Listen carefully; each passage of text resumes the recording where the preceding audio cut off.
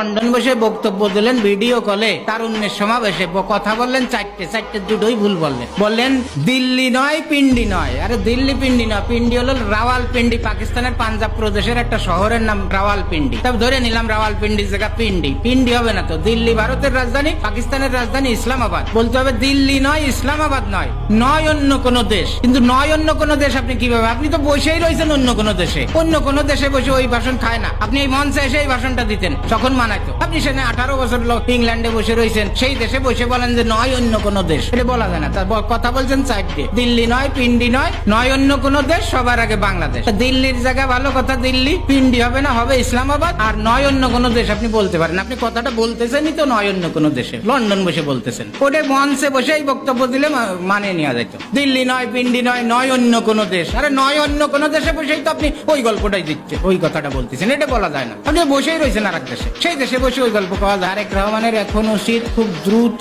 দেশে আসা।